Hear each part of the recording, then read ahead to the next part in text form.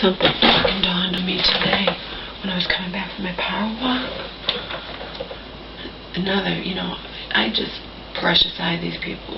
They don't get it. They're just like, your mom's better off. You should just leave and whatnot instead. Yeah, whatever. You don't live here. You don't know, okay?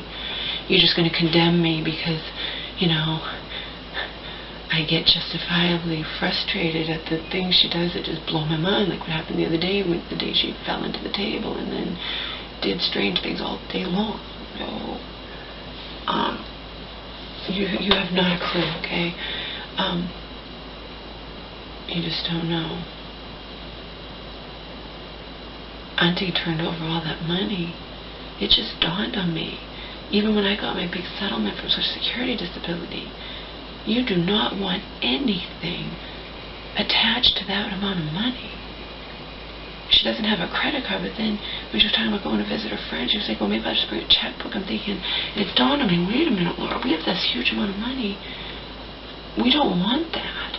She can open up a smaller account and have a credit card and a checkbook associated with that, but the big amount we want in a savings where it can't, because somebody can steal all your money from your checkbook number, and nowadays, things are really bad. I'm glad I thought about that. She never would have thought about it. She wanted to get a credit card, or she wanted to open up, we have a credit card that she never activated, and she tried to activate it and wasn't able to. I'm like, Mom, there's a lot of money in that account. You do not want to activate a fucking credit card. No. But she wouldn't even think of this kind of shit. Remember, she's not aware, really. She doesn't think of, but I know. I knew. You don't do that. And actually, they warned me when I got my Social Security disability. They're like, you don't want to put this huge amount and have it associated with the debit card, Laura. The bank told me that. I'm like, why? Because it can get stolen. So, there's another benefit to me being here. These people are like, you should just leave. Your mother's better off without you there. And that's not true, actually. I keep an eye on her, and I think of things she doesn't think about, and I got her off that fucking 100 milligrams a night of trazodone that they had her on in that nut house. And for the record, never in her life had she ever been on any kind of sleep medication until she went to this nut house where they lied about her and whatnot. And I hate them all, but that's neither here nor there. She never went on anything, and Auntie, felt like, well, your mom's non-compliance with her meds. That's why we were in this petition. No, whatever.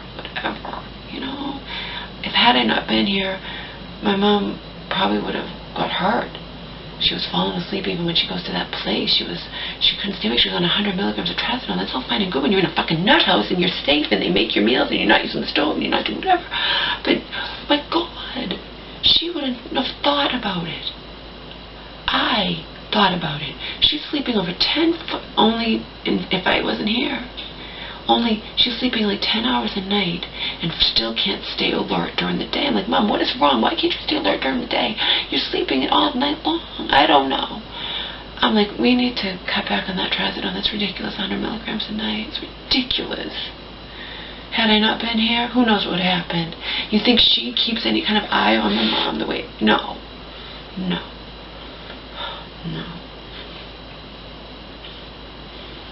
I told my mom, we're not asking your fucking psychiatrist. I don't fucking care. We're getting you off this right now. I'm cutting it to 4s, and that's it. You're going to take 25 milligrams a night. I don't fucking care. I said it to my mom. Because she's so whipped and so, she has to do everything whatever they say, No. And even with the friggin' nosebleed she's getting, I left something, a message, because for her to play for her doctor, and she played it for him, explaining the reason why she wound up on 1,500 milligrams of Depakote a night. You know what I mean? It was under false pretenses. It was a total stranger neurosurgeon who put her on that. Even one of my friends said, it's just ridiculous, that it's just ridiculous. I don't care. It's a pseudoscience quackery, and I don't care what you say. It's ridiculous. So I got her, she's reducing that too.